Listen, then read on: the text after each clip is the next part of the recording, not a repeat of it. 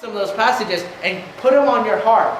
Write them, and some people even take post-it notes and put them on their car, put them on their computer, write it in their journal. One of the things that I also encourage you to do is find some favorite worship songs that you love and sing them throughout the day. One of the things that I actually done to help me with this is our brotherhood produces some good a cappella music. I actually bought some music and some good Christian hymns and some newer Christian hymns, and I push play and I sing along with it. I've learned some good Christian songs just worshiping, and I play that while I'm doing something, whether it's I'm working on a sermon or if I'm working in the yard, whatever it be, I just play that and I worship and I sing along with it. And you know what? My attitude goes up when I do that, because worship to God seems to do that. Another thing you can do is, like we emphasized a few weeks ago, find a quiet place. Get away from the distractions of this world and worship God. It's hard to do, but it's something you should do. Another thing you can do is write down some of your thoughts, prayers, poems, and songs.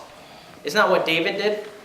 How do we know what was on David's heart? His transparency of goodness and bad and hardship. He wrote it down. And one of the good things about that is sometimes when you write your prayers, a little bit later when you return back to reading your journal, you can say, I see how God worked. I see how God answered that prayer. I see how God was working and used that hardship for His glory. And then it makes you realize, you know what? It was worth it. It was worth it. Another thing I encourage you to do, and some of the people in the congregation have done this, and I've been really proud of them. I'm really proud of our new believers. You know, one of the exciting things is I try to give them a baptismal certificate in order to remember that day, saying, you know what, this is the best day of your life. And some of our members have taken their baptismal certificate and they framed it and they put it in their house.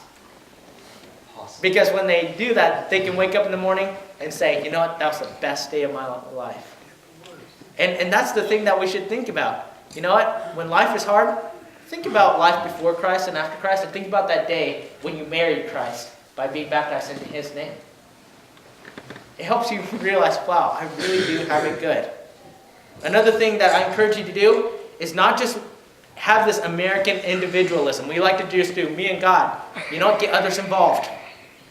Make a commitment to worship God with each other. Come make worship services a priority. I was really encouraged by Benito the other week. He said, you know what? Every week I'm going to come. I'm going to come for God. And I told him, I messaged him a few times during the week saying, you know what? You encourage me, brother. Because he says, you know what? No matter what's going to happen, I'm going to come. I'm going to be there. And he's there right now. You know, we got to have that commitment. Another thing you can do is worship with other people. I don't know about you, but some of the best spiritual moments in my life is when I get with other Christians and we just talk about how good God is and what God is doing and our dreams and our plans and our hopes for God and His church. There's something just invigorating about that. Worshiping with other Christians. One of the best ways to reinvigorate your faith and your joy is just to spend time in worship, because what we're doing in worship is we're telling God we love Him. We're remembering why we love Him. And we just tell Him we adore Him. And as we know as human beings, there's no sweeter sound than hearing someone say, I love you, and you know that they mean it. So imagine how God will feel when you tell Him you love Him and He knows you mean it. And that love that you have for Him will penetrate your heart as well.